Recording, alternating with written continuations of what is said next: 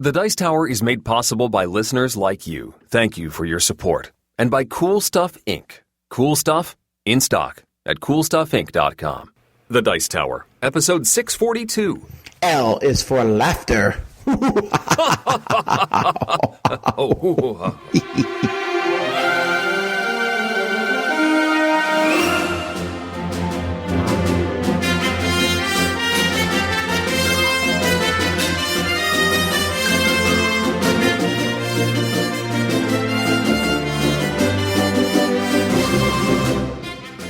Welcome to the Dice Tower, a podcast about board games and card games, and especially the people who play them. On today's show, Geoff has some choices to make. Tom declares his affinity for a certain variety of furry pet, and I discuss a 21-year-old board game.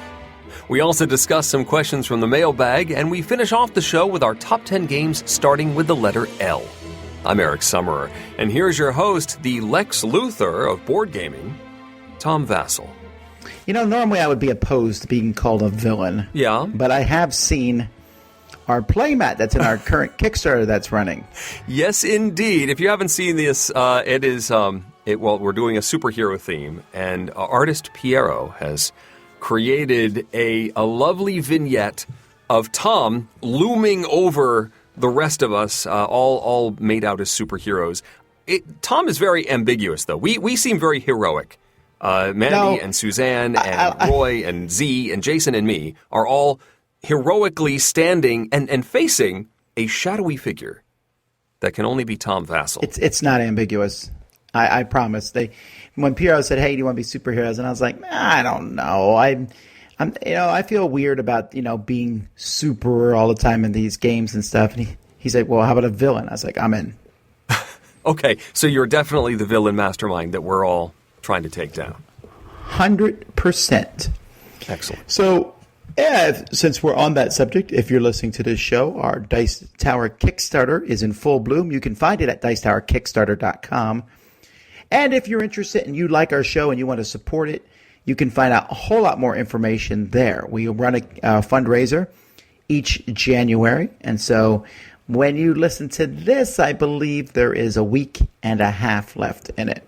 Mm-hmm. So keep that in mind, and we'll see you guys on that page. There's a lot of cool things. One of the cool things is this playmat of which we speak. It's actually my favorite playmat done thus far. Yeah, I'm going to have to get one of these when they're all ready to go. Alrighty, well, that's pretty much all we're going to talk about that. We got lots of things coming up in the future, and we're starting a new year, 2020, and conventions, and blah-blah-blah-blah-blah. But let's talk about games, because blah-blah-blah-blah. We're swinging around here into the new year, and this often is a time when, new games are sometimes scraped from the bottom of the barrel, but there's still hot, cool new games out there. Yeah, sure. On my list, anyway. So we'll start with one of Eric's hot new games. Okay, not quite so hot. This one's been out for a little while, but not too long. This is a fairly recent release from Pandasaurus Games. And originally, Analog Lunchbox put this out. It's called Passtally. The designer is Masaki Suga. It was originally a Japanese release.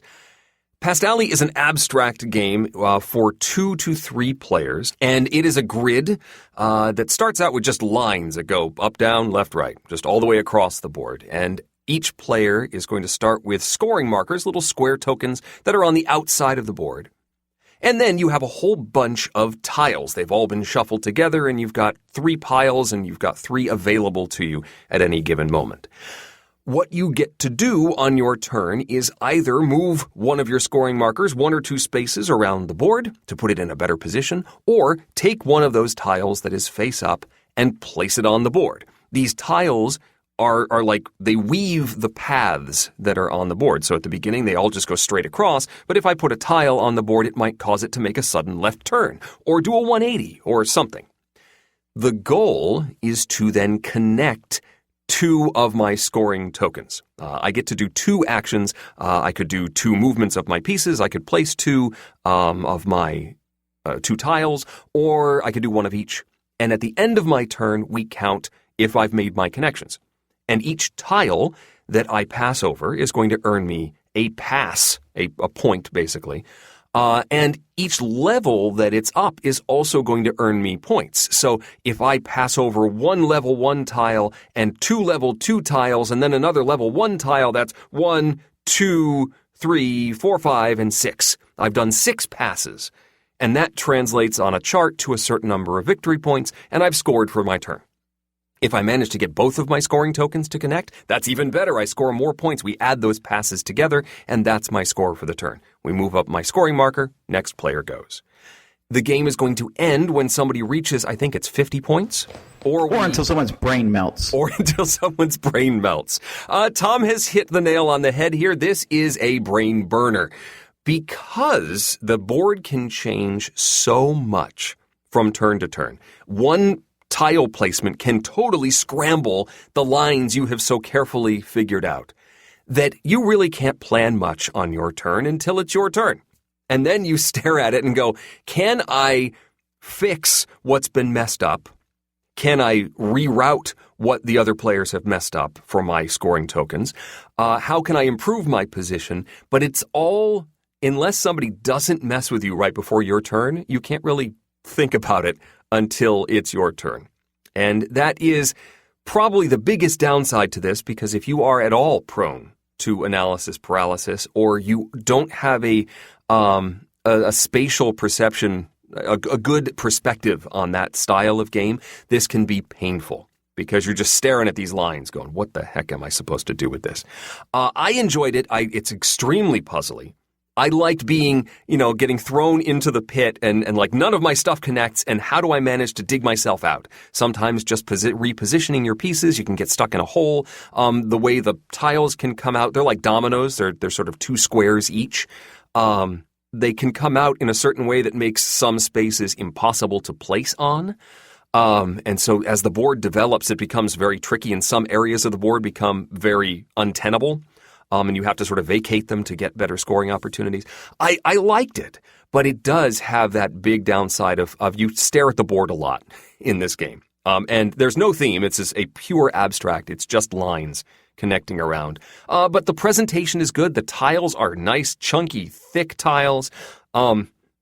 It's bright. And if you like these abstract puzzly games, this is a solid one.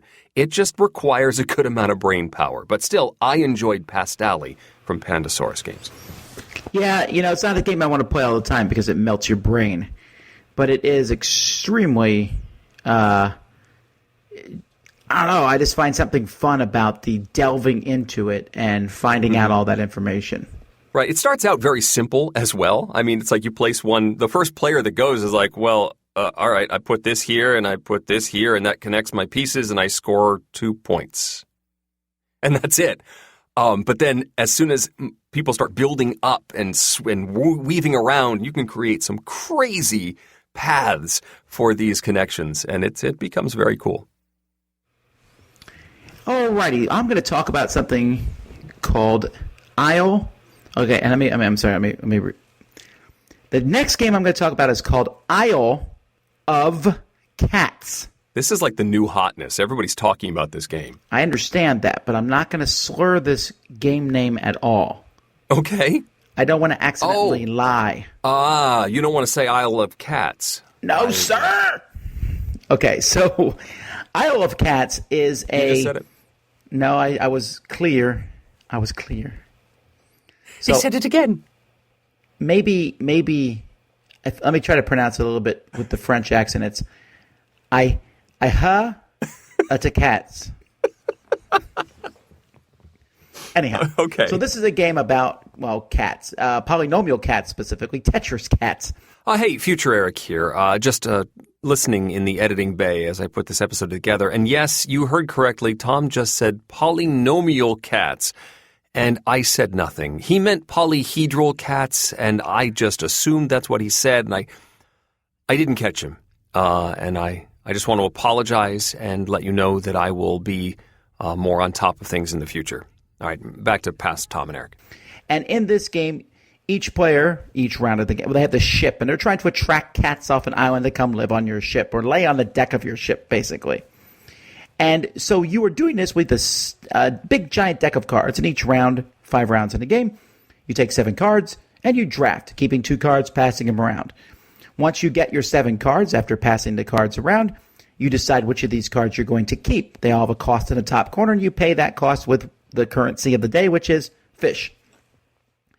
Then after you keep these cards, you are going to set some of these cards aside. There's endgame scoring that will score you goals at the end of the game. And then the rest are used in various ways to attract cats on your boat. These cats are on the island. Each turn, new cats will come out. They're different colors and different shapes. You can also find treasure, which is also polynomials and different shapes. He said it again. And you're just putting these cats on your board. The first one can go anywhere. After that, they all have to touch each other adjacent. That's pretty much the whole game. At the end of the game, you will score points for families of cats, 3 or more cats of the same color next to each other. And so they'll score points depending on how many of each color. And then all those other cards that you've drafted, it might say, if you have 5 green cats or more on your boat, you get an extra 8 points. And you're also, there's rats on your ship, and so you want to cover those up where they're negative points, and you want to try to fill as much of your ship space as possible so you don't lose points. And that's pretty much the game. I like it. Beautiful art. Kind of almost fantasy-style cats to some degree. And it's essentially, there's nothing new in this game mechanic-wise. The drafting is straight out of Bunny Kingdoms, really, where you're drafting cards that let you do stuff in the game or cards that give you ways to score at the end. And there's a ton of these cards. And in fact, the game comes with different sets of these cards, and you pick which set you'll use, or which combination of sets. And then the polynomial thing has also been done to death, too. But the combination of them has not been done. You got drafting and keeping cards for scoring and or placing cats, and then you have the actual placing the cats. I like it. It's nice. I'm hesitant to call it light. It's easy to teach and understand, but there is a lot more strategy, I think, than in the game than you might think. I'm pretty excited about it. And I'll bet dollars to donuts Eric plays it next week. I mean, if you can get in a game. I can get into the game, I'm assuming it's going to be pretty hot. Yeah. I've heard of several people bringing it, too, so... Yeah. Oh. Well, I was bringing 2 copies. Maybe I don't need to. I mean, I wouldn't disappoint. There might be a lot of people wanting to play this one. Yeah. Well, anyway, that's Isle of Cats. All right. So Tom was talking about the new hotness. We're going to put this boat in reverse for a minute. I'm going to talk about a 20-year-old game. This is from 1999. It's called Rhinelander. A Reiner Knizia title. The version that I played is from German Hasbro, although I think the most recent English printing was from Face to Face Games. Remember them, Tom? This is weird. I was just talking about them today. Boomtown, I was talking about, from the same company. And that's, I think they've been defunct for like 10 years. So, this is the oldest game. I don't believe you're allowed to talk about a 21-year-old game. I think I am. I'm going to. In Rhinelander, you have the Rhine. You've got the river that sort of winds its way in sort of a snake-like pattern. And then there's a bunch of spaces on either side of the river. And the layout of the board is not necessarily uniform. There are some areas where the river curves in on itself and spaces sort of border each other across the river, and there's some islands that show up, and it's an interesting geography. They're all numbered. All of these spaces have numbers, and there's a deck of cards that represent those numbers. It's something like 60 spaces or something like that. And you will have a hand of these cards, and you are trying to carve out sections of this board to be your own. You will play a card, and you then get to place one of your tokens on that number. Pretty simple. Once 2 or more spaces are adjacent to each other, whether they're yours or someone else's, someone owns that, I think it's a duchy. And then it sort of gets claimed by whoever has the biggest presence in that duchy. And you're, of course, trying to make that you. There are also some buildings that can be claimed, some castles and some, abbeys and stuff like that. And those give you certain bonuses as well. You can also play any card to expand one of your duchies, as long as you are building adjacent to one of your spaces and you're not directly encroaching on somebody else. So if Tom and I are close to bordering each other, I can't I can't build right next to Tom to try and like push into his duchy with that placement. However, you better not try. You don't want to. But if you have the proper numbers, you might be able to transfer and connect duchies and therefore change who owns which section. Once you've gone through the deck, because there's only one version of each number, but once you've gone through the deck, they get reshuffled, and then additional copies, suddenly number 52 is back in the deck and could come out again. There's two sides of the river. When you play the 52 card, you can build on either side of the river, but suddenly, once both sides are filled, then the middle space becomes available, which can bridge things that weren't bridgeable before. And this is an example of a game that has relatively simple rules in the way that things are played, but it's that emergent complexity. As, you're just playing a card on your turn. Which space am I going to claim? But the way that those things connect. And this is actually a lot more in-your-face wargamey than it would seem at first glance, because it's this area control, and as soon as something clashes, you can be stealing control from somebody else, which is a big deal when you get to the final scoring. There's a lot to Rhinelander, and I think it's well worth a look if you find it in a library somewhere or an old copy in a used game store. Rhinelander is still solid after 21 years. This is a really hard one for me to discuss with Eric because I'm really having a hard time remembering this one. I get that, yeah. No, I've definitely played it, and I definitely remember thinking, this is kind of a mean game. It's a lot meaner than it seems. Well, that's fine. It's been a bit, so... Yeah. All righty, cool. Well, I'm just kidding, folks, about the not talking about old games. In fact, I find that refreshing. That's one of the reasons we're doing our letter run-through. Indeed. But back to new games. So, the next one is Oceans. This is from North Star Games. And it is I think, follow-up of sorts to their very popular game, Evolution. Mm-hmm. So in Oceans, you are building species of underwater creatures. And from this deck of traits, you're going to be drawing cards. There's 12 different traits, 10 copies of each in this deck. They like tentacles or speed or apex predator, things like that. And you're starting species out, and then you will use these species to eat fish from the reef or other people. Other species that people have put out there. Oh, other or at people, least you're stealing like not people, but you're stealing like fish from other people. So if I eat 4 fish, for example, maybe Eric will then eat 2 fish from me. So it's like when I eat 4 fish, that's like my school now has 4 fish in it. So then Eric will eat 2 of those, and now his school is 2 fish. Things like that. So at the end of what you do on your turn is you play out a trait card. You can add a trait to a fish that you already have out there. I'm just going to call them fish now. I know they're underwater sea creatures, whatever. Mm-hmm. It's fish. You can have 3 traits on the same fish, or you can start another one. So you can start multiples. Then you eat with one of them, and then you score off of each one. So you'll take 1 fish off each one and throw it behind your thing. If you need to pull a fish off of one of your sea creatures, then then they die. They go away. So you got to be careful. It's very easy in this game for fish to die and disappear, and then you just start new species as you go along. At some point in the game, there is, I forget the name of it, a Cambrian explosion, I believe. And at that point, you can start playing cards from this other deck, which is also full of traits. These traits cost a few victory points to play, but I want to say the deck's like 90 cards, and every single one of these cards is unique and different. So I might play Gargantuan, or there's one, I think Kraken's in the deck, Wow, okay. All kinds of weird stuff. And then you start having then things just get crazy. Then your fish eat more, you pull more off, they die faster, and eventually you run out of these little fish tokens in the middle of the table, and then you just count up these fish tokens. Most fish tokens wins. So there's a couple cool things about the game. First of all, the game is gorgeous. It's really pretty.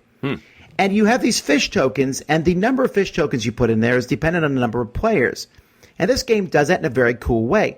It has the fish tokens colored in different ways. Like you've got some clownfish, like Finding Nemo, and other different fish. And if there's one bag you always use, and then after that you add one of these bags per player. Huh. So I don't need to count the number of fish in the game. I just grab a certain number of bags. That's cool. It is. I wish like they did something like that with other games where you have to count out. In this game, you're going to use 50 tokens, but with 6 players, use 65. I'm like, oh. Yeah. Also, the artwork is pretty cool throughout the whole game. They have different artists and the different decks, and it's very colorful. And, you know, you can imagine the different things that they are doing. It's mean. All right, don't get me wrong. You can definitely eat people. In fact, in this game, the first player gets more points. They get like these point tokens. You get more points for going first, which seems weird. Yeah. But that's because I can put out a fish, and then Eric on his first turn can be like, and I'm going to eat I'm going to eat your fish, yeah. And I'm like, thank you. But there's defensive things you can put on fish too to protect from other fish. There's all kinds of different traits. Here's the thing. I am not convinced this is that different than Evolution. I mean, it is. There's differences in how the game plays. But the feel for me is the same. Now, I personally like the sea theme better. I don't know what it is. The underwater, like if there's like I've been to IMAX theaters to see like in the depths of the seas type stuff, and I'm always fascinated by it. I think it's because it's part of the earth I may never go to. Or, you know, like those deep underwater things. Yeah, yeah. I just find that to be neat. And it's also 70% of Earth is underwater, you know. And so there's so more much expansions cool for there. oceans then. That's true.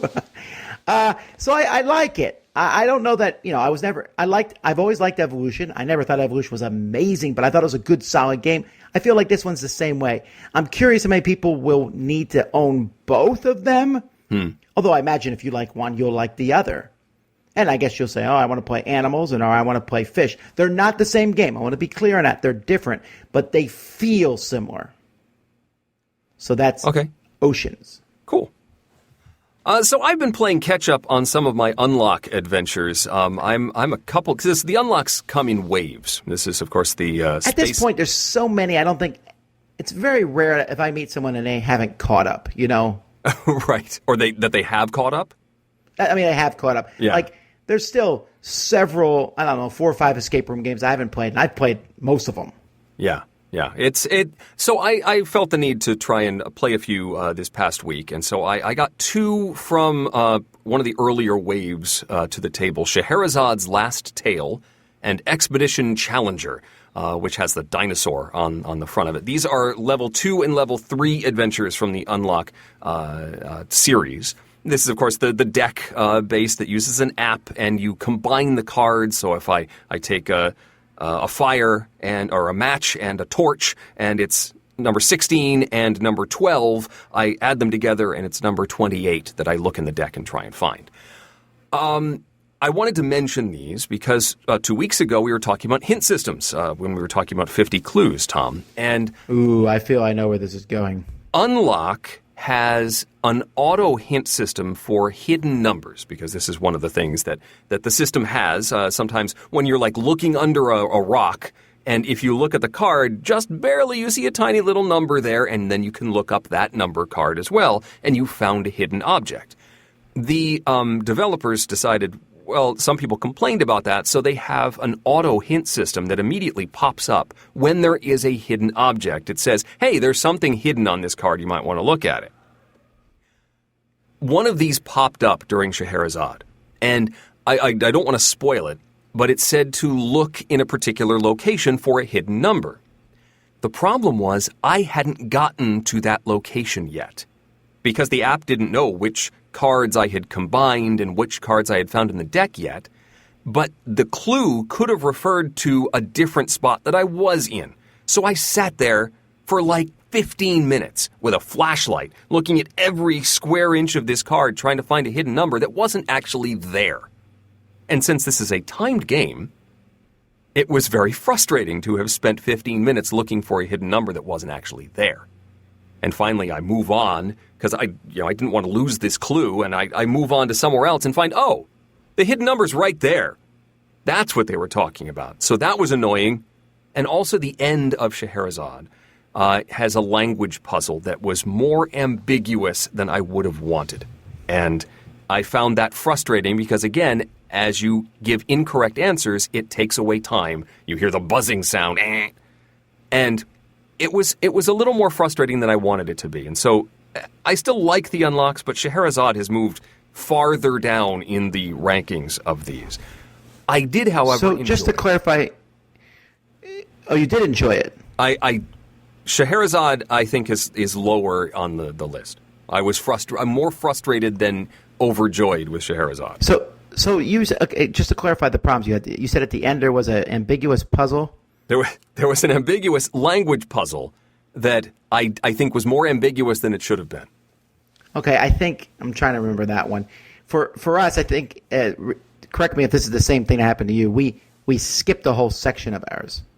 Ooh, I didn't do that. We skipped the whole section because we saw some clue that we thought meant something, and we went there or whatever. It's hard to remember the exact details, and it worked.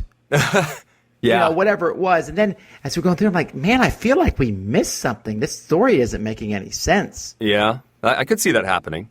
So you think you see a hidden number or something? There was one, when I was looking for that hidden number, I found like a squiggle that I thought was something. Actually, I did. There was something. You see a vision at one point, and I thought there was a number in that vision, and so I grabbed that card, but it wasn't actually where it was. It was a totally different. I had jumped ahead in the plot. It didn't make sense though. I put it back in the deck.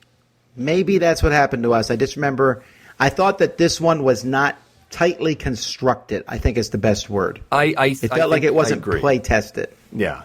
However, Expedition Challenger, I found this is ranked as a more difficult challenge, and it's more complex for sure. But this is about you're trying to track down some adventurers that have been lost on an island, and it starts out very similar to all the other Unlock adventures. But at some point, the adventure moves to a map.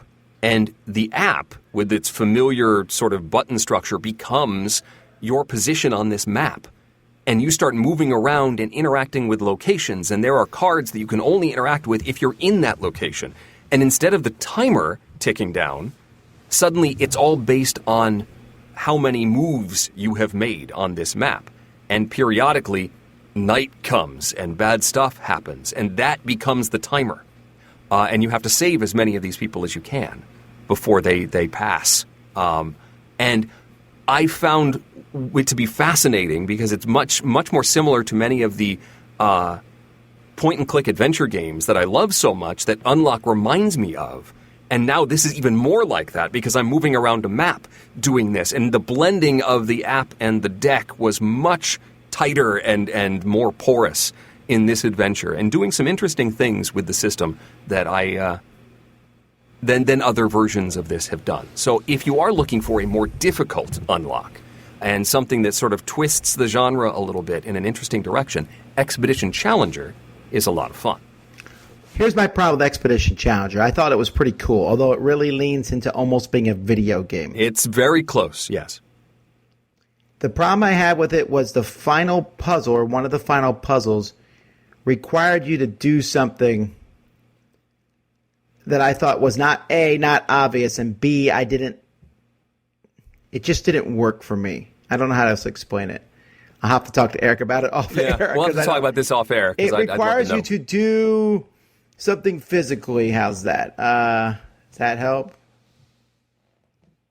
Maybe. All right. Anyhow, yeah, but the rest of it was kind of cool. I like the idea of exploring the map. I'm not sure this is an Unlock, though. This feels like a different game almost. Like a new adventure game from the same company. Yeah, I mean, it still uses the deck combination mechanism. It uses the machines that you find and interact with in the app. It's sort of, expanding what Unlock can do, which I think is cool, which is something that Exit keeps doing, is stretching the boundaries of what you can find in that box. And I like that Unlock is pushing the boundaries a little bit. Well, this is a good segue then to a game from the same company here called Time Stories Revolution, the Hadal Project. Oh, you wrote this on the show notes, but you didn't put Time Stories on it. Well, that was too long. Well, now I'm going to listen to what you say. Okay. Oh, so the opposite of what I do. All right. Well, So Time Stories was a smash hit when it came out, a game that allowed you to plug in different scenarios. They eventually came out with 9 different scenarios.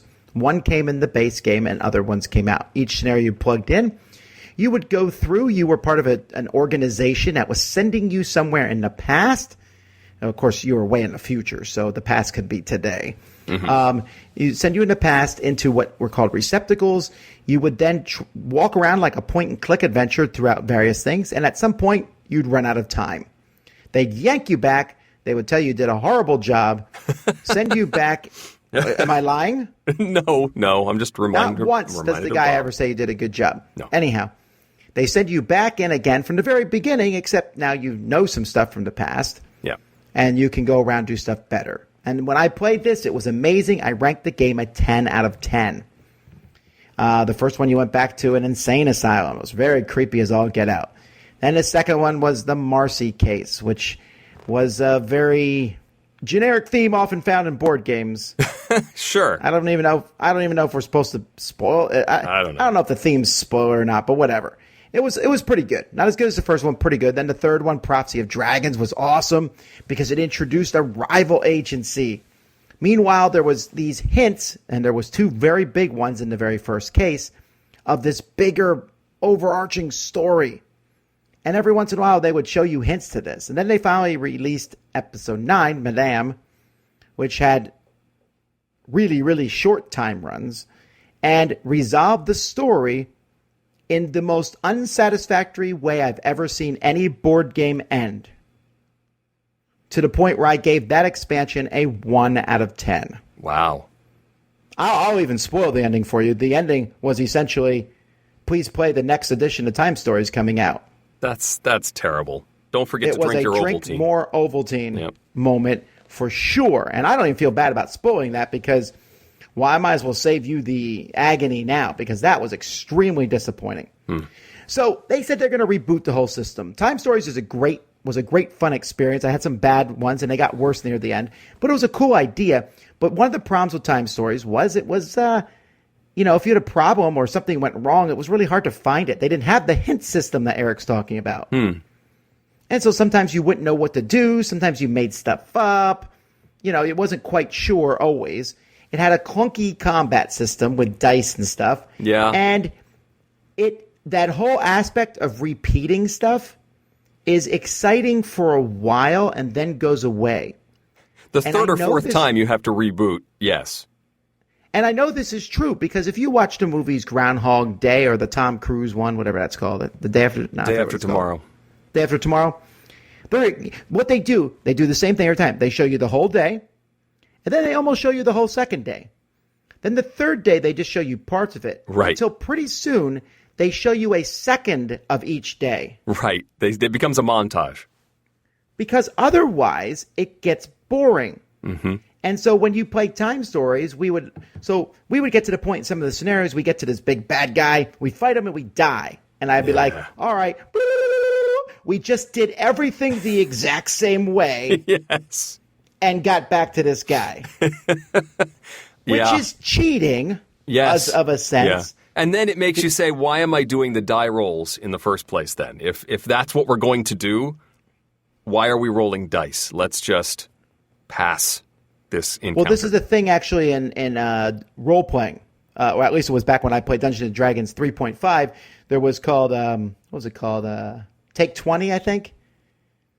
And essentially you would say I'm going to take 20, which means I'm going to keep trying until I roll a 20. And you could do it on a task that you could just try over and over and over again, right? I'm going to try to unlock this door.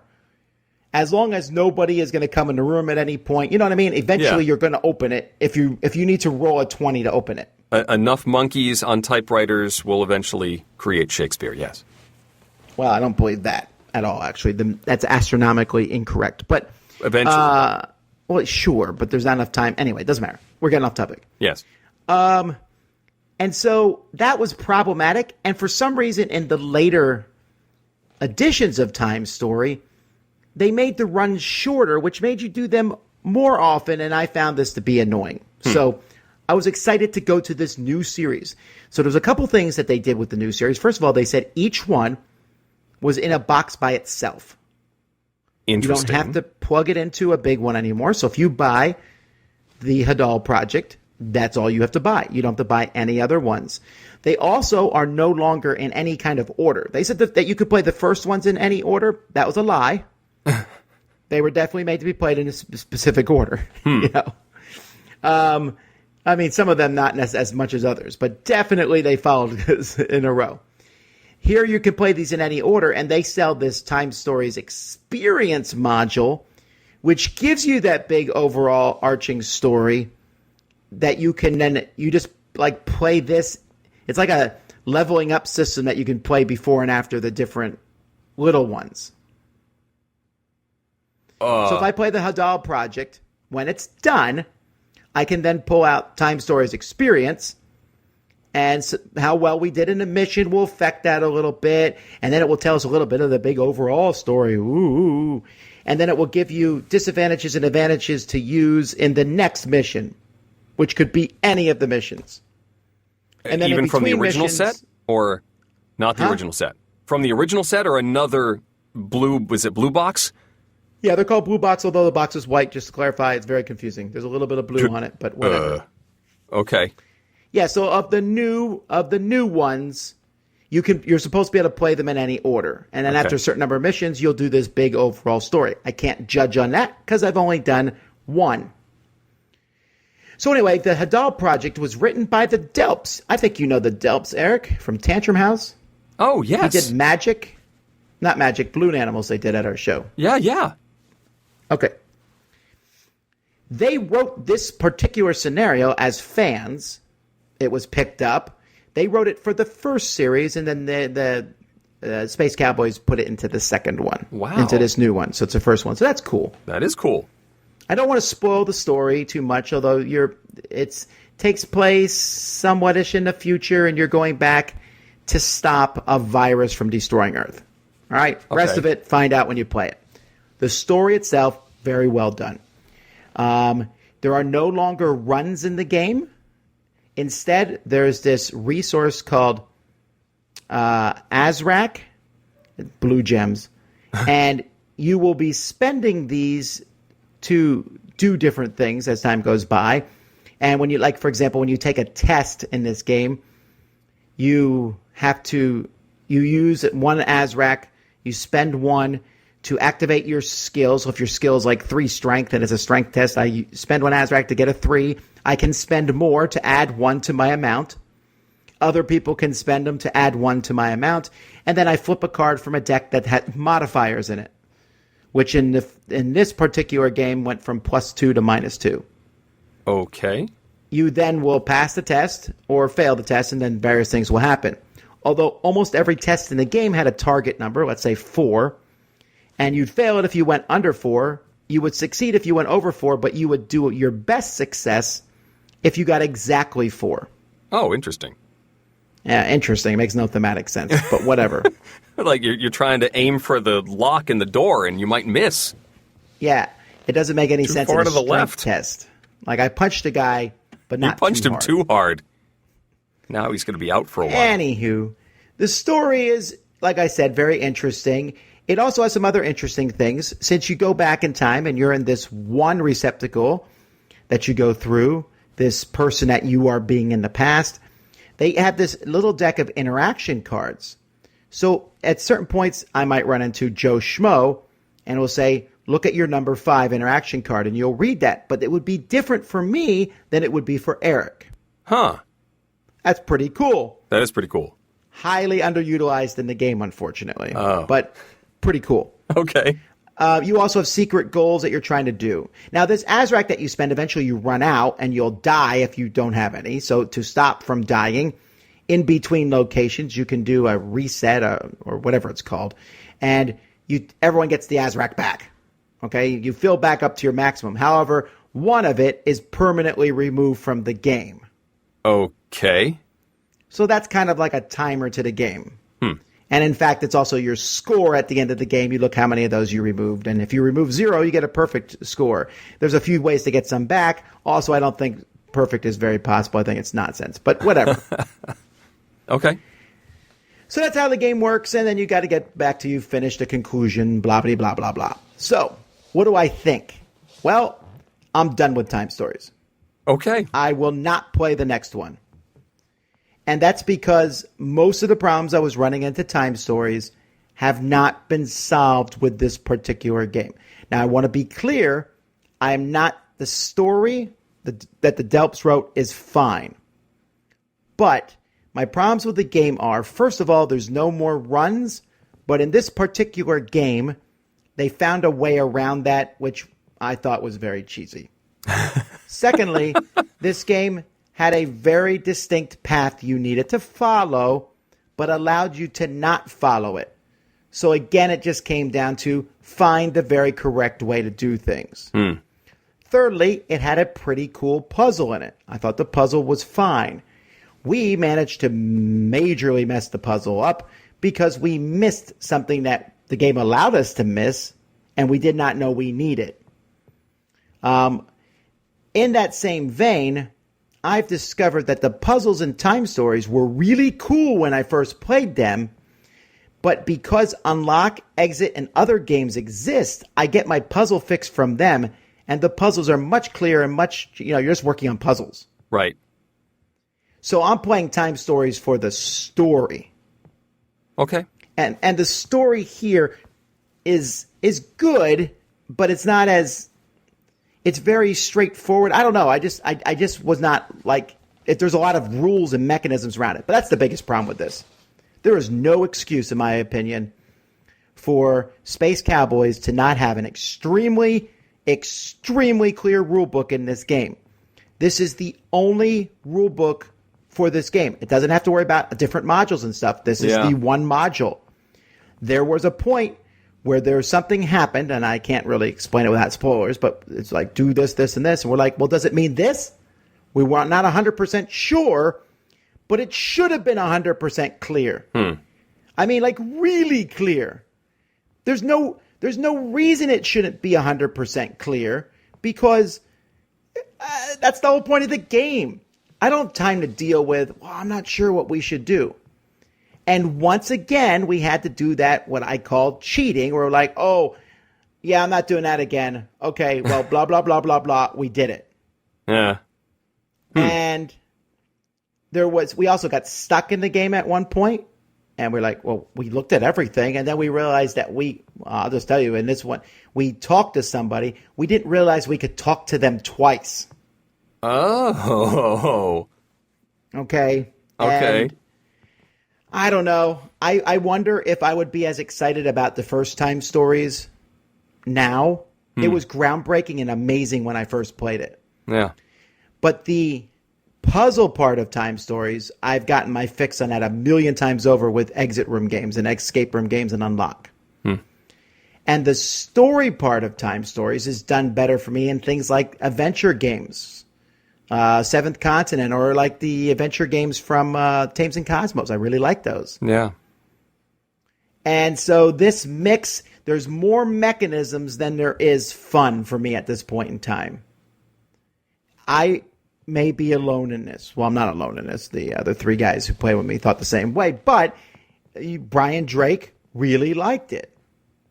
So you can go to watch both reviews on the Dice Tower, and I'm not saying that it's bad for everybody. You may enjoy it, but let's not pretend it's some groundbreaking new thing. They changed a few mechanisms, but under the skin, they're the same thing. So since this is its own product, are there fewer components than there were in the base box of Time Stories? Because that was originally intended to be, here's the console and then all the modules you plug into it. I'm glad you mentioned that. Okay, so it comes with...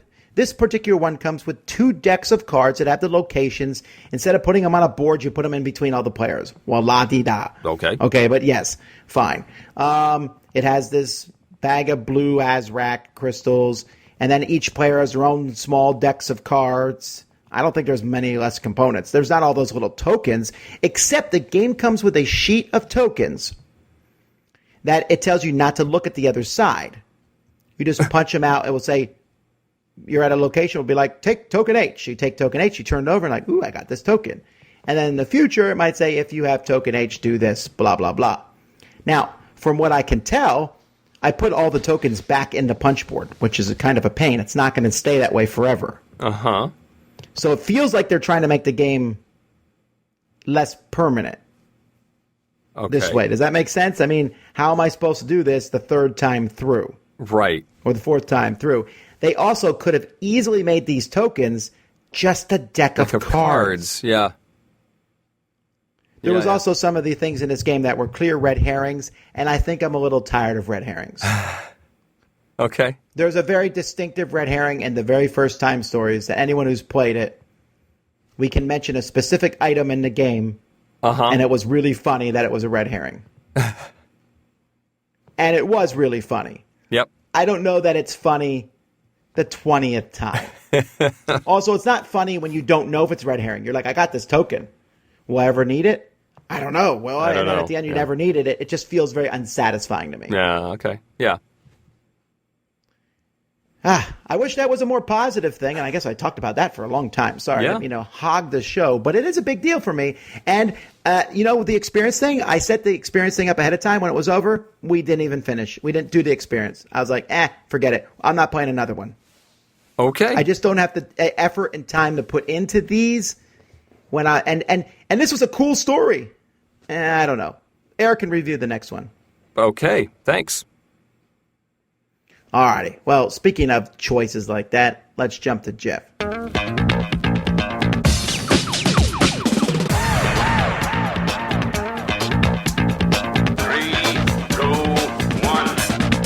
go. It's time for Game Tech with Geoff Engelstein, where we find out how games really work. In addition to playing board games, I also like video games. I'm not a console gamer, though. I play on the PC. The last console I owned was actually an Atari 2600 in 1977. So for a few years now, I've had a subscription to something called the Humble Monthly. I pay around $12 a month, and each month they would give me 7 or 8 games that they selected. They were of all different genres: adventure games, racing games, fighting games, and some were big AAA titles and other smaller indies. But it was always a treat to find out what games would show up in my inbox. Now, recently, Humble announced that they were changing the system to something they called Humble Choice. New subscribers can sign up for different plans that give them from 3 to 9 games each month. For legacy subscribers like me, though, the new deal was that you get 10 games each month, which is an increase from the 7 or 8 that we got before. Now, December was the first month of the new plan. There were 10 games that subscribers could select from, and as a legacy subscriber, I could choose 10, so great. Much better to get 10 games than the 7 games I got before. This month, they expanded the pool a bit. Subscribers got to select from a pool of 12 games. Now, I have 10 picks, so 2 are going to be left behind. And this has caused me some distress. Before, there was no decision involved. I was handed a pile of games, and that was that. But now, I have to select which 10 I want, and my initial reaction was, oh no. Now I have to research these games, look at reviews and videos, and make a final call. The curious thing is that this is, for the most part, completely irrational. I am, by just about any objective standard, better off. I am now getting 10 games instead of 8, and I get to pick which 10 I want out of a larger group. So if there are games I'm not interested in, I don't need to take them. The 10 games I end up with will better match what I want to try. And yet, it is causing me anxiety. I got the email that the new choices were available about a week ago, and I still haven't made the selections yet. It's a bit of effort that I just haven't brought myself to expend yet. Now, there's a branch of behavioral economics called decision theory that studies how people make decisions and emotional responses to them. A key result is that some choice typically makes people happier, but too much choice makes them unhappy. People get analysis paralysis or regret that they are making the wrong choice. But not, as often studied, but important, I think, is that sometimes it can be nice not to have to make a choice at all. Now, I'd like to choose which college I go to, what job I have, who the president is, or who I marry, but minor decisions can sometimes be more trouble than they're worth. Game designers and more serious game players often talk about making decisions in games and how that's so critical. I have to admit that I've softened in my thinking on that over the years. I think this is true to a certain degree. I wouldn't want to play a game with no choices. But at the same time, I'm beginning to understand that sometimes players are okay with just being caught up in the tide of a game. I'm working on a pinball-themed game right now, and there are a bunch of choices that players need to make, but for the longest time, I didn't have a mechanism for bumpers where the ball could bounce around between them a bunch of times, mainly because I could not figure out a way to make it a choice, to have a trade-off for the player. Staying in the bumpers was almost always the right thing to do for as many turns as you can. But the biggest complaint that I always got was that bumpers didn't feel like bumpers. So I finally caved in and tested the no-choice bumper mechanism I was toying with. And you know what? People, myself included, really liked it. It has a slot machine feeling where you're hoping to roll what you need to keep going, and it's thematic, and it's exciting and fun. So now it's in the game, and a key part of it at that. The moral of the story? Sometimes you want to make intricate choices and find that shining path to victory, but sometimes you just want to bounce around and enjoy an experience, or just get handed a pile of games and not have to pick which ones to throw away. Now, if you'll excuse me, I finally have to buckle down and figure out which of my Hummel games I'm going to keep for January. This is Geoff Engelstein with Game Tech. Tom. Tom. Tom. Hi, Tom. Have you ever accidentally eaten one of your game pieces? Do you ever make a fort out of game boxes? How big can a miniature be before it's not really a miniature? And now, the Dice Tower will authoritatively, definitely, possibly, maybe, answer your questions. Tom, which way to the game library? Kevin asks, in this golden age of board gaming, where you can find a pretty decent board game about just about any topic or IP you could possibly want, why has no one tried to make a good Pokemon board game? I know there were a few versions of an older game in the past that was not horrible, but I'm surprised no one, including the Pokemon Company, have tried to put out something more recently. Not sure if a story-based game would be the way to go, or various scenarios that would be easy to play with lots of different Pokemon or trainers. Anyway, curious what your thoughts are, since I believe Eric is a pretty big Pokemon fan. I think the game you're talking about, Kevin, was Pokemon Master Trainer, which, while interesting, had some significant flaws that I found very, very annoying. I would imagine the Pokemon Company has its hands full with Pokemon, with the trading card game. That's not to say this wouldn't work. I think something that has a big map where you're going around and something that tries to emulate the RPG, the video game, would be entertaining, but I feel like it would probably pale in comparison to the video game. It would be hard to match that. What do you think, Tom? Well, first of all, I think video games are incredibly difficult to turn into a board game. You'll notice not many are for that very reason. Mm-hmm. If they're trying to make one of the cartoon, I would petition to have it burned. I cannot emphasize how much I hate the Pokemon cartoon because I've never seen a boy whine for 600 episodes before, or however many there are. Every time I go down, I'm like, has nothing changed? Although, yesterday there was something about the end of the world going on. I was like, what's going on? It got different. And also, I still don't understand why more than one Pokemon can't fight at a time, but whatever. Anyhow, it's also an issue of intellectual property. Pokemon is very protective of that. You are not seeing Pokemon slapped on too many things. When you at the convention, Pokemon controls their card game. They control a lot. So I don't think the board game would make them much money, not compared to that card game. So that's probably the main reason.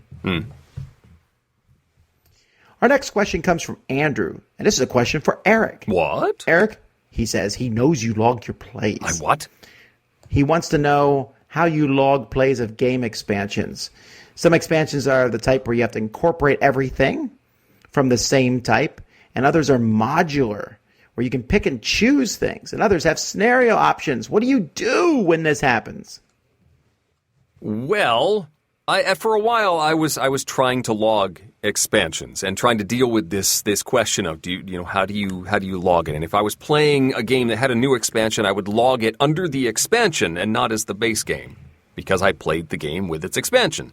But then I ran into a lot of these muddy elements that Andrew was talking about. And when we started running stats like how many times have you played a game, well, now suddenly I'm missing several plays of the game because I didn't log it under the base game. And like Pandemic, I'm sure I have a couple plays that I haven't logged properly because I played it or I logged it under the expansion and not the base game. So what I do now is if I play the game, I just log it under the base game. I have no statistics over which expansions I have played and which ones I haven't at this point. I just try and keep that in mind. If I'm going to talk about it, a recent play, I can mention because I remember that I played with a particular expansion. But as far as statistics on the long range, I have none of that for expansions at this point. I simply log it as the base game. I will say that I used to. I don't log my games, and I still probably won't. I'm coming around on it, though. I think when people log games, it helps a lot. Sometimes I'm like, when did I play that game? Mm-hmm. You know, I also think logging games might help the exaggeration that we all do about how many times we play games.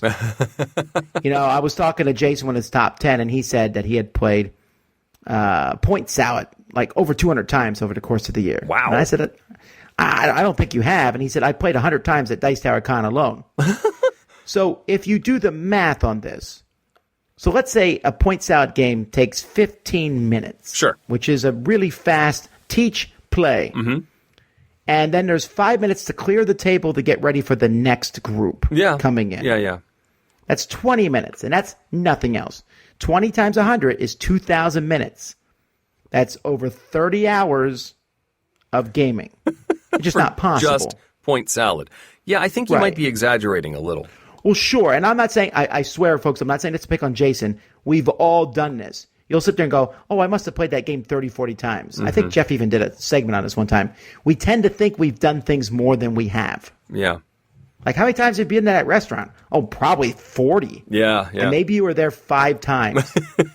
It's a phenomenon. I don't even know what it's called. If you log your plays, though, then you know. Yeah. I mean, I find it extremely useful after, say, a convention. If it's like a 5-day convention and I'm trying to go back and think about what I played on day 1, that's very difficult if I haven't been keeping track somehow. And so I try and do it just to be able to look back and say, this is what got played. These were my thoughts on this. It just helps me organize tremendously. Daniel says, I have 2 rules when I host a game night. 1, no politics. And 2, dice on the floor don't count. That's it. Do you have any rules when you host a game night? Those are 2 very different rules. They are. Daniel says he has the no politics rule is because people get so into the discussion that they don't pay attention to the game. All right, that's reasonable. Yeah.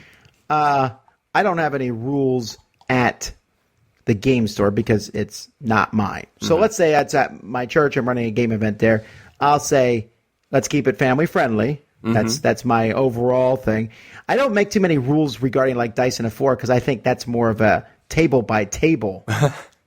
Sure. So family friendly is one of mine. I also have a rule that don't be a jerk. That's the Will Wheaton rule, essentially. Sure. Covers everything. And that's, I guess the other rule would be when I say it's time to go home, you got to go home. Well, sure. Yep. There's not a lot of rules. The don't be a jerk covers almost everything. Yeah. I mean, I think we have a general respect everybody else's games, respect everybody else, period, and don't chew with your mouth open. That's actually a rule? It was at one point. There was a meeting. It was, anyway, not too many rules. The problem with rules is when they're very specific rules, they usually mean somebody has forced us to make this rule. Right? Yeah. You'll say something like, well, we've been buying pizza, and we like to just make it clear that everyone needs to chip in for that. And you might as well be like, Dale, pay up. Exactly.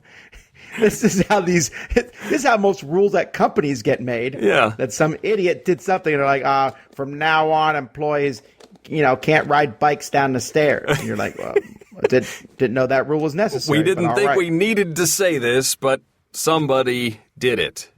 Yes. Yeah.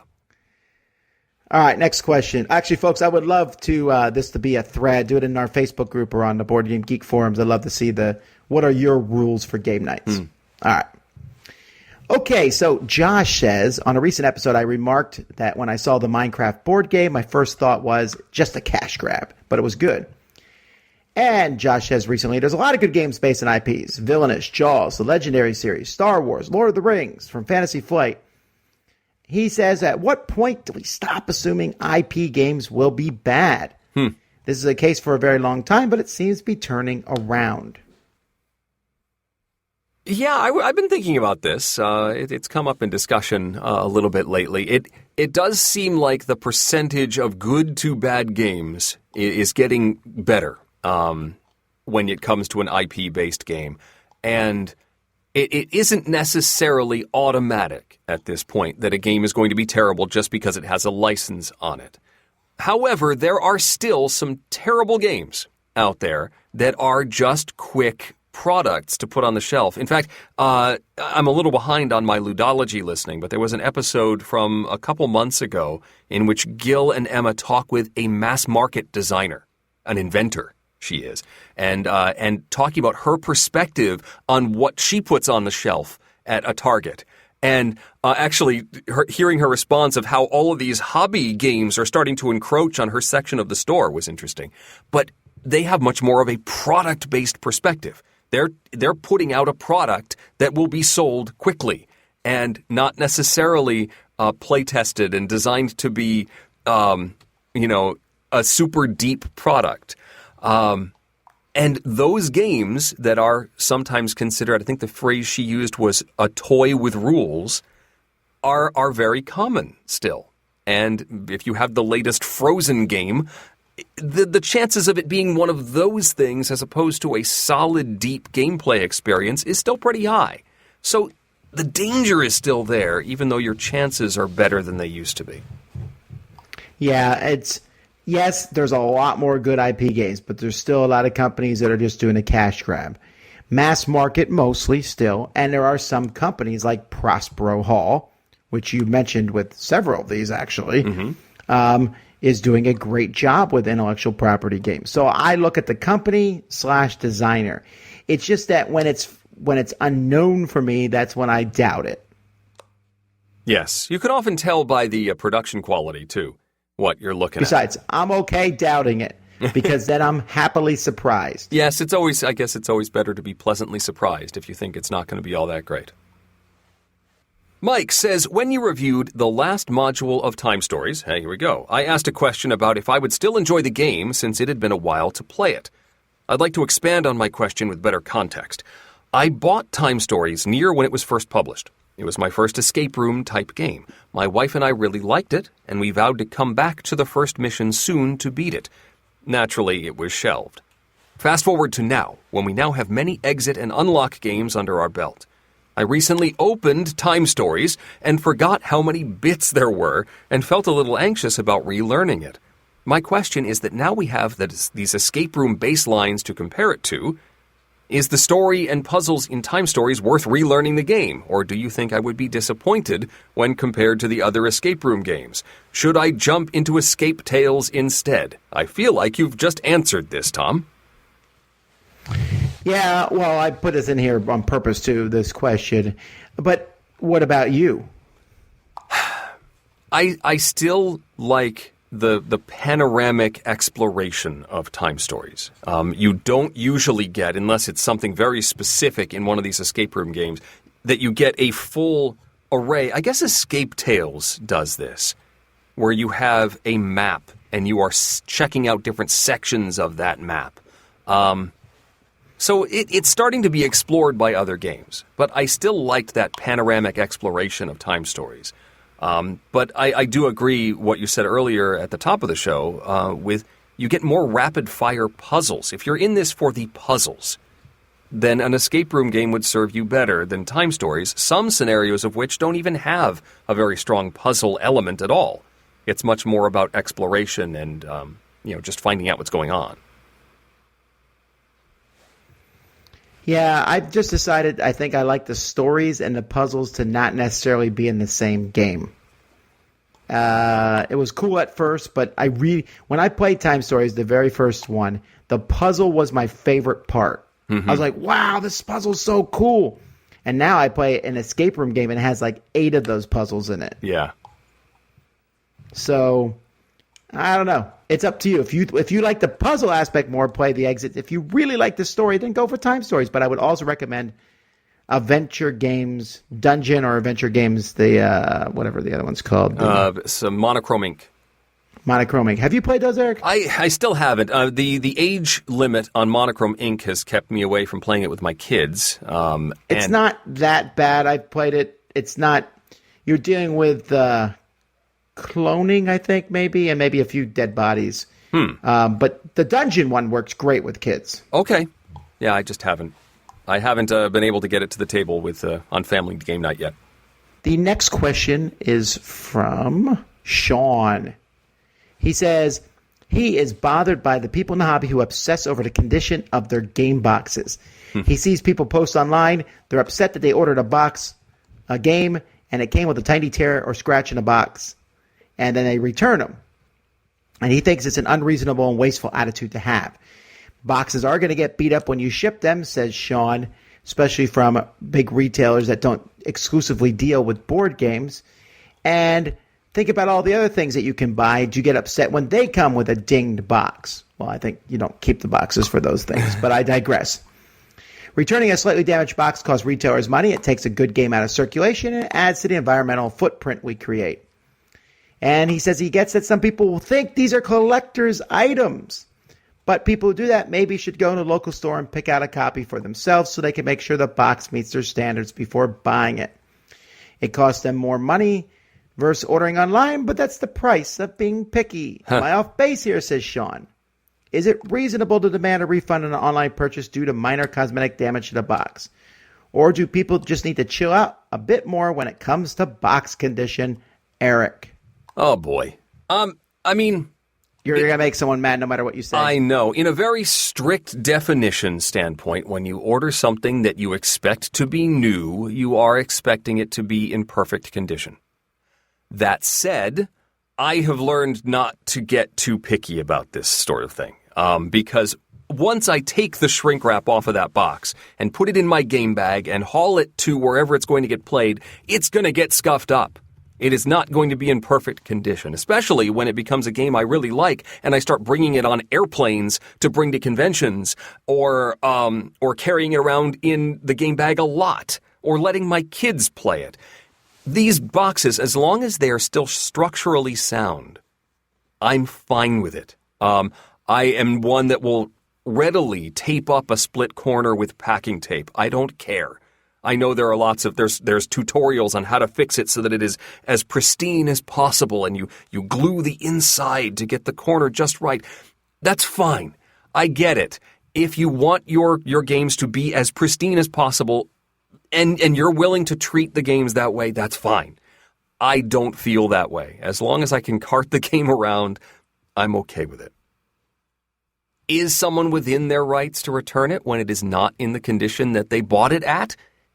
Yes, but I do think Sean has a point that you should be maybe a little more willing to accept a small ding in the corner of the box, because it's going to get that way soon anyway. Yeah, it amazed me the first time I was at Cool Stuff and they were having their ding and dent sale, and I picked up some boxes and I was like, "Where's the ding and dent?" Yeah, it's a tiny little. And then they're corner. like, "Look, if you use a telescope, a telescope, you can see a ding here from on across the side." the room. Well, no, it was more powerful than a magnifying glass. I don't get it on a personal level. Yes, if your box is crushed or whatever. Oh yeah, absolutely. But it's the box. It's not the game. It's even the side of the box. If I have a dent in a box, like even a big dent, the solution for me is pretty easy. I just turn it around on the shelf because part of it looks good. Yeah.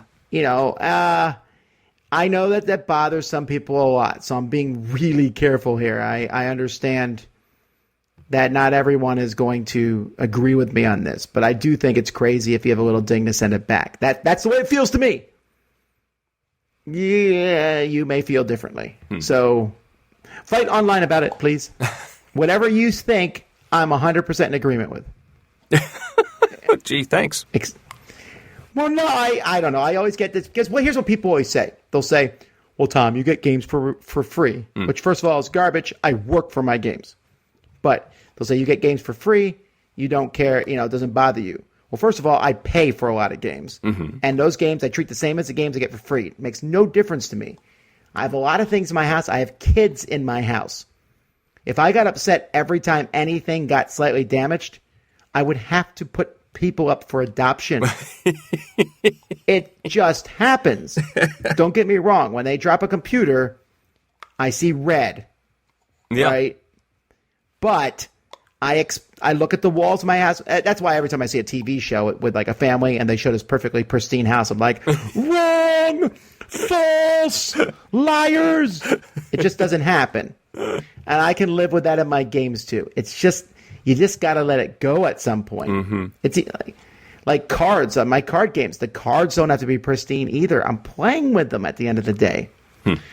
That being said, do what you want with your own games. You're right. Absolutely. I agree with you completely, and I'm wrong. If you want, I'm amazed at some of the links that people will go to preserve the pristine nature of their boxes, including wrapping them in the shrink wrap, like slicing the shrink and then taping the shrink lovingly around the lid so that it stays shrunken.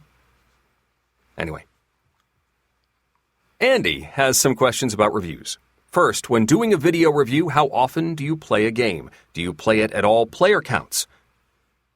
You want to answer that first, or should I go on? Nah, let's keep going. What do you think of reviewers who play once and give a review based on that first playthrough? And in board game culture, reviews tend to lead with really detailed rules descriptions. Do you think that's necessary? I don't think it is. On Board Game Geek, there's certainly a culture that people don't accept the validity of a review unless there's a detailed play-by-play. I find this ridiculous. Question one, how often do I play a game? As much as necessary. Do I play it at all player counts? Probably not. What do I think of reviewers who play once and give a review based on that first playthrough? Don't care. 3, do I think detailed rules descriptions are necessary? No. But I think rules descriptions are helpful to me because I don't know what they're talking about otherwise unless I've already played the game. Yeah. In short, I don't care how people do reviews at the end of the day. I do reviews the way I think they should be done. Yes. Speaking of 3, I think some overview of rules is necessary to give context to what you're saying in the review. But a detailed play-by-play, I don't think is necessary and is not necessarily the point of a review.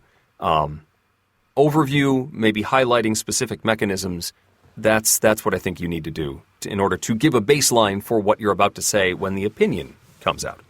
Alrighty. Well, those are the questions. Folks, I need more questions. Send some questions in to questions@dicetower.com.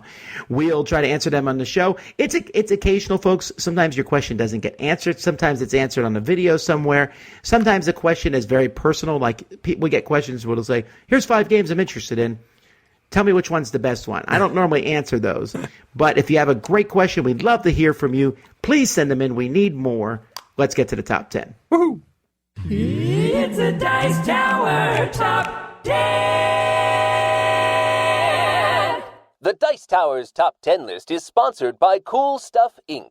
Cool Stuff Inc. Cool stuff in stock at coolstuffinc.com. La la la la la la la la la la la la la la la. Did you just troll-a-lo me? La la la la la la la la la la. I'm not doing trollolos because then I have to go to the T's. It's L time. And it is. Games that start with L. And we have some crossover, but we also have different games on our lists. One of the lists is clearly better than the other for reasons which will be explained near the top. Sure. Yeah. It's and a repeat offender. Eric's going to have an out here.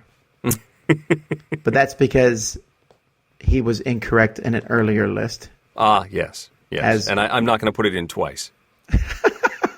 So spoiler. Alrighty. Here we go. I'm ready. Number 10. My number 10 is going to show up on Tom's list very soon, so I'm just going to look at this great artwork on the Danilo Than card. I don't think I would say great artwork. Anyway, my number 10 is also higher on Eric's list because he rolled and stole my spot from me. Number 9. My number 9 is Love Letter. There are so many versions of Love Letter that have appeared on the scene. It's easy to sort of let it fade into ubiquity. There's just so many different versions out there, but it's good to remember how pure a game this is, and how it's a very simple social deduction sort of thing, or even like a more than just social deduction. It's almost pure deduction. What card do you have? Trying to suss out who has the highest card, and then deciding of your cards which one to play that is going to get you the most points at the end, keep you in the round as long as possible. But then that whole thing happens in like 5 minutes, and then you deal it up again and do another round. Very simple and portable game that's easy to teach. Love Letter, number 9. I didn't put this on my list because it's under B, Batman Love Letter. That's not true. I like Love Letter. It was very, very fun. I've kind of love lettered out though, I think. Sure. So once again, my number 9 is higher on Eric's list because he beats me to the river. It's very important. Number 8. My number 8 was Tom's number 10, and that is Lords of Vegas. A game with a whole bunch of dice rolling. Your dice represent like your control over a particular casino, and you're putting new blocks of the casinos out, but then players can cause you to re-roll those dice, which might cause you to lose control of that casino. It's a really neat system. And it could be a very cutthroat game as well. Lords of Vegas, my number 8. Yeah, I really like Lords of Vegas myself. This is one of the better games I think that Mayfair put out. The idea of building the different casinos and then fighting over them a little bit, it's a little mean a game. But there's a lot of also flipping a card and hoping that card scores for you. The scoring system is also very weird and unique, and it has a nice little expansion called Up, which allows... I never played the expansion. Yeah, it literally allows you to go up, which actually makes the game easier unless you play with 5 or 6 players, and then it gets tough again. But it allows you to play 5 and 6 players without making the board bigger. Either way, I think it's a pretty nifty game. I like Lords of Vegas.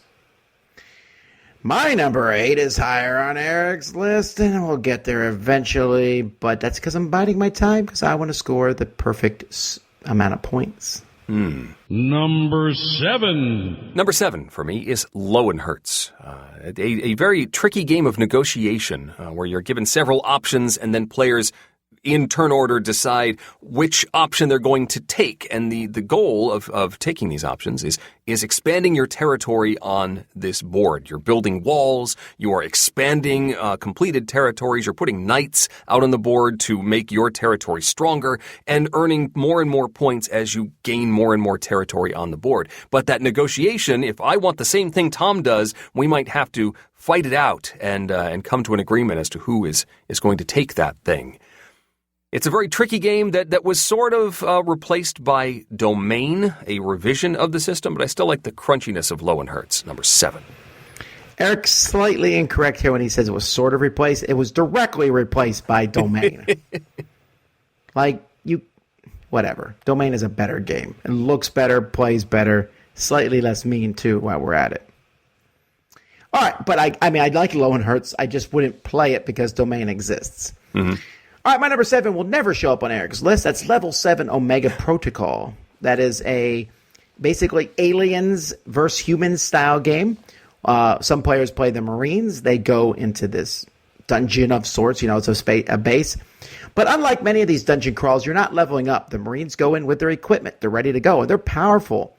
But the alien player can make aliens come through the vents, and he feeds off of adrenaline that the Marines are perspiring or whatever it is. And he gets all kinds of cool things that he can do. It's a really good one versus all game. I like it a lot. My number 7. Oh, I didn't even notice that. Level 7 Omega Protocol. You did it again, and you just said you didn't do that sort of thing, but you did it. It was an accident. I didn't do it on purpose. That's what you said last time. Still true. So that's level 7 Omega Protocol. Number 6. Number 6 is probably, I think, the newest game on the list. That's CGE's new word game, Letter Jam. I really like the system here. You're trying to cooperatively get everyone to guess their hidden letters and doing it by giving clues to each other based on the letters that you can see. Of course, if you're giving a clue, you are not giving any information for your card, so you have to sort of rotate around the table and make sure everybody gets the information they need. It requires some thinking and some creativity in the clues you give, and some deductive reasoning. And a clue that you might think is perfect from the other person's perspective might not be all that clear. And I like that element of Letter Jam, my number 6. Yep, Letter Jam's really cool. I like it a lot. Was on my short list. My number 6 is the grandiose game from Awakened Realms, Lords of Hellas. A game in which you go around. I wonder if this one should have been higher on my list. It doesn't matter. Probably should have been higher. Anyway, Lords of Hellas is a fantastic game in which you fight other people, armies against each other, dudes on a map style game, but you're also building giant monuments. You're also building temples around the board and fighting giant monsters and going on quests. That's a lot of stuff going on in the game. It's really neat. It takes place in a Greek society, except it's like cyber Greek. Cyber Greek, yeah. But I still love it. I think it's a fantastic game. Lords of Hellas, my number 6, or maybe higher. Who knows? I like Lords of Hellas. I've only played the one time. It probably falls somewhere in the early teens for me. But solid game, interesting mechanisms, and an impressive miniatures, although some of those colossi,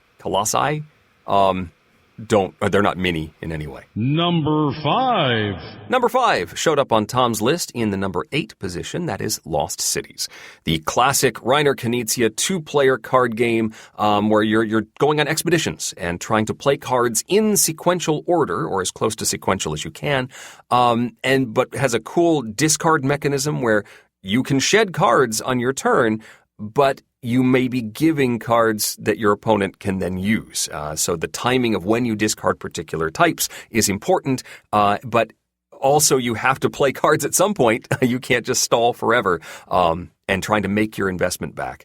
Really neat game with simple mechanisms, but more of that emergent complexity. Lost Cities, my number 5.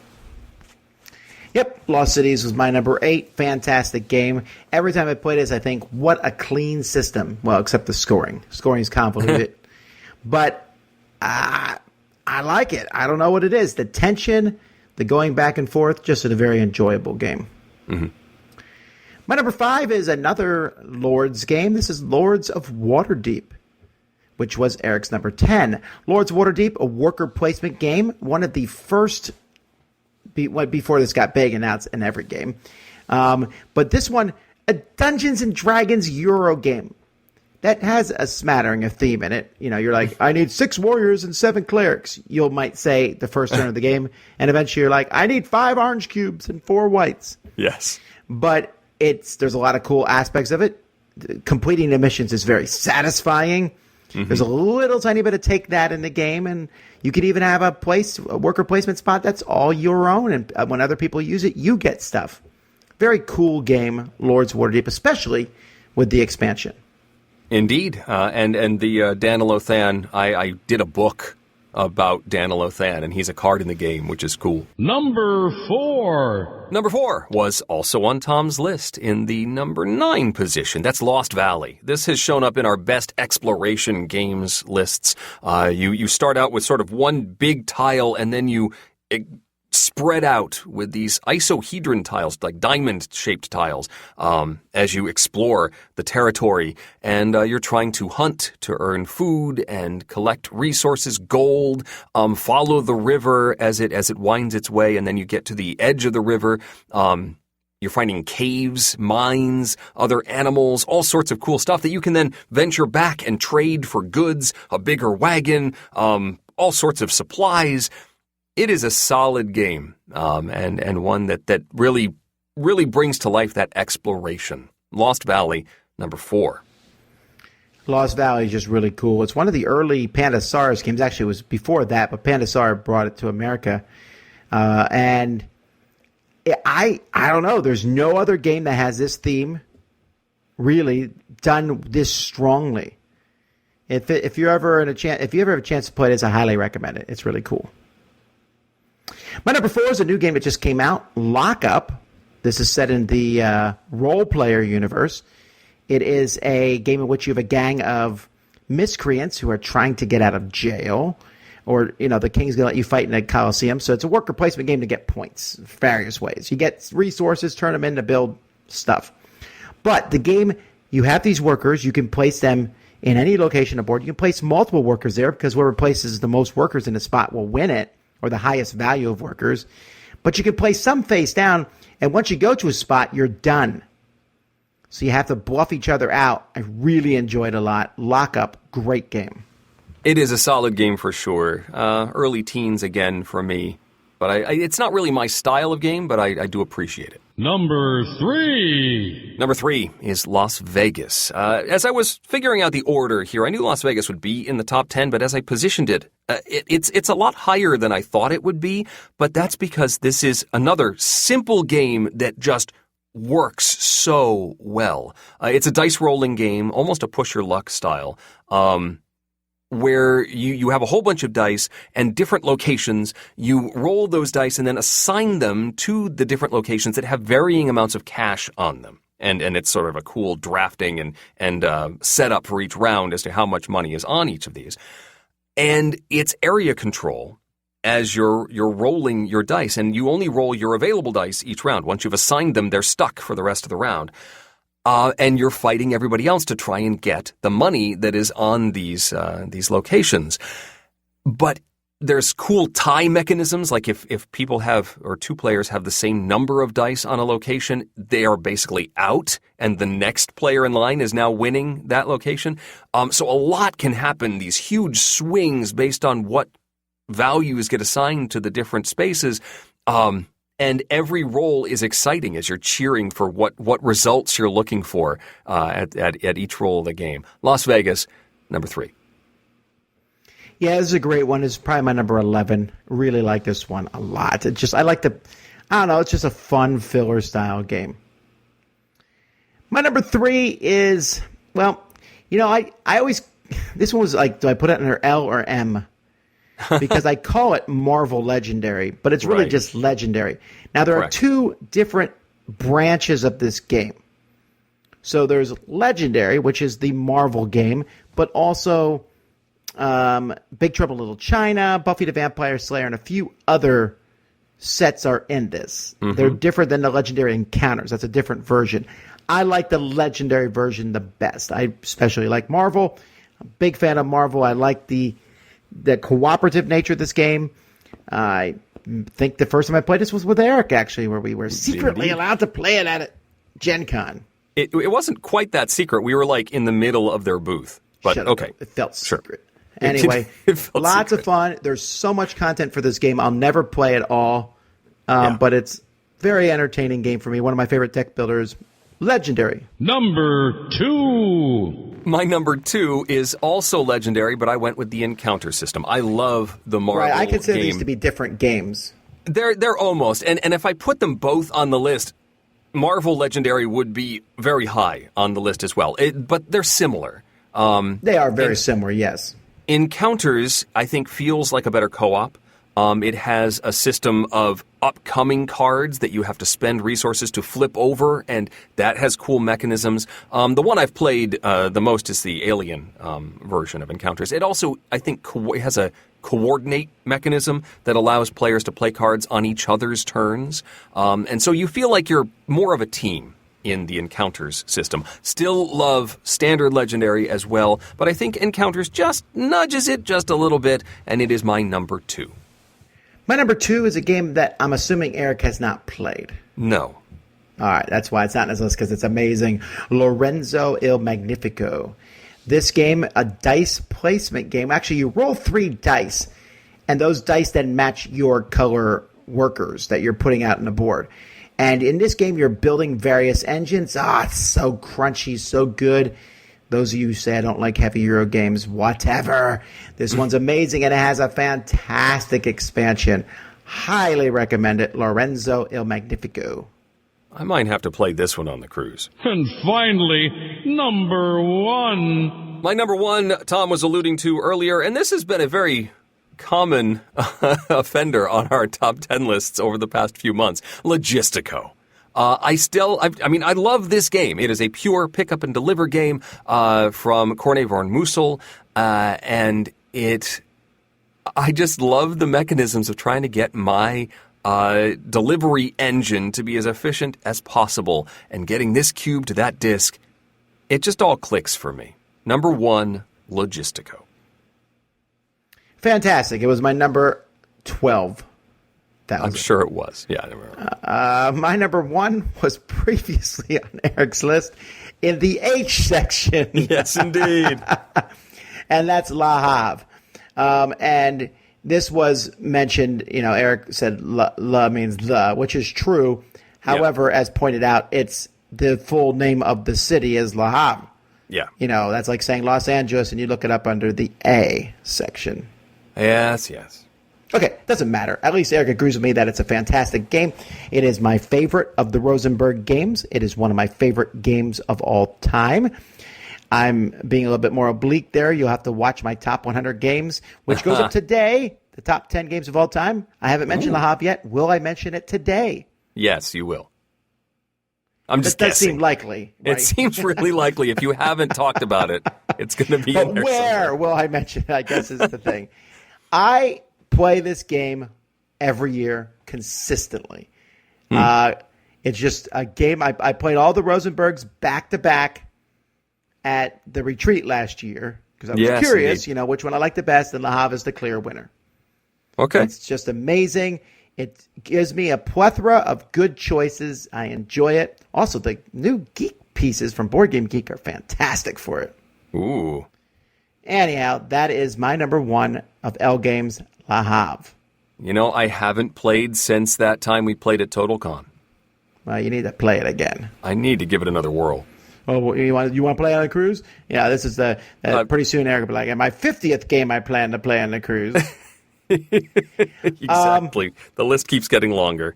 Due to technical difficulties, the L version of the People's Choice will not be mentioned on this show, but you will have a chance to see it on the website. So go check it out there if you'd like to see what y'all said. Y'all. I bet. No, I was about to say La Havre's number 1. I bet not. I'm going to guess it's going to be Legendary. People really like that's Legendary. Probably what's going to be. Yeah. It's Logistico. Which version? I'll put money on the fact it's not Logistico. Yeah, I'm pretty sure. I know it's my torch to bear. Alrighty. Hey, folks, thanks once again for joining us. I'd like to point out that our Kickstarter ends in a week and a half, so if you're waiting and delaying, don't. Go check that out. We appreciate everyone who has backed thus far. In a week, you'll hear from Mandy and Suzanne, so I hope you look forward to that. And if you like Mandy and Suzanne, I'm sure they mentioned it as an own show, but they're also doing live stuff on the Dice Tower video channel. Eric himself will be doing live stuff later this year, his top 100 games of all time. Yes, indeed. He's sworn off silliness also. Yeah, swearing is... let's just say that maybe there might be some silliness. So lying. That's the L word for today. Lying. L is for lying. Alrighty, folks. Thanks so much for listening. Until next time, I'm Tom Vassell. I'm Eric Summerer. And you've been listening to the Dice Tower. Dice Tower. Ew. Thanks for listening. Promotional consideration has been provided by game publishers in the form of review copies of games. This episode, number 642, was recorded on January 16th, 2020. Mandy and Suzanne are back next week, and then in 2 weeks, Tom and I are back in the time machine to look back at our top 10 games from 2010. Support for this podcast comes from listeners like you. Thank you for spreading the word. And speaking of support, the Jack Vassell Memorial Fund is dedicated to providing support to members of the board gaming community in their hour of need. Find out more about the fund's mission and how you can help at jackvassell.org. The Dice Tower is produced by Tom, Mandy, Suzanne, and Eric, with production assistance from Roy Cannaday, Mike Delisio, and Rob Siri. Our theme was composed by Timothy Pinkham. getting to double digits in the number of instructional videos filmed, brought to you by Shot 10 Taught 10. And hosting is provided by Cool Stuff Inc., where you can find great games at great prices at CoolStuffInc.com. We love feedback. Visit the Dice Tower Guild at BoardGameGeek.com, email us at Dicetower@gmail.com, or follow us on Facebook. And of course, you can find more from the Dice Tower Network, including Board Games Insider, Out of Game, The Broken Meeple, The Game Pit, Rolling Dice and Taking Names, The D6 Generation, Ludology, and Board Game Breakfast at Dicetowernetwork.com. Until next time, from all the gang at the Dice Tower, have fun gaming. Yeah, I think maybe a reduction of 5% silliness for my top 100. You're supposed to make that start with an L somehow. Oh. There will be a little less a lackadaisical list. Magnolia Municipal Airport, AGO, opened in 1953. How did Alexa hear me say lackadaisical? Does lackadaisical start up Alexa?